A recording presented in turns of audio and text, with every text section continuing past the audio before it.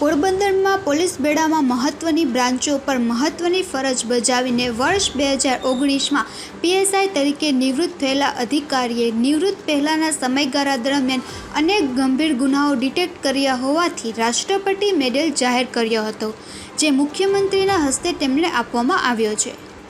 પોરબંદરની local crime branch સહિતના તમામ મહત્વની બ્રાન્ચ અને જુદા જુદા પોલીસ મથકમાં શ્રેષ્ઠ કામગીરી બજાવીને અનેક ગંભીર ગુનાઓ ડિટેક્ટ કરવામાં મહત્વની ભૂમિકા ભજવનાર નાનાલાલ કરમશીભાઈ મરવર વર્ષ 2019માં પીએસઆઈ તરીકે નિવૃત્ત થયા હતા. એ સમય દરમિયાન તેઓએ મર્ડર, લૂંટ, અપહરણ, હત્યાદાર સહિત અનેક ગંભીર ગુનાઓ ડિટેક્ટ કર્યા હતા.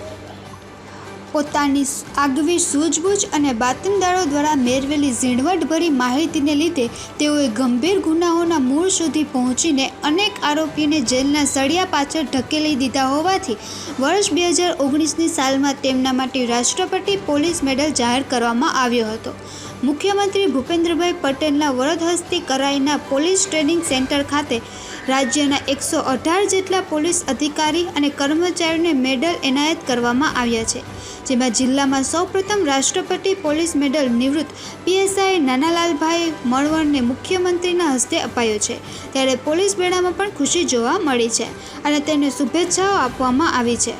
નિવૃત્ત બાદ નાનાલાલભાઈ પટેલ જુદી જુદી સામાજિક અને સેવાકીય પ્રવૃત્તિઓ સાથે સંકળાયેલા છે, ત્યારે આગેવાનો દ્વારા પણ તેમને શુભેચ્છા આપવામાં આવી છે.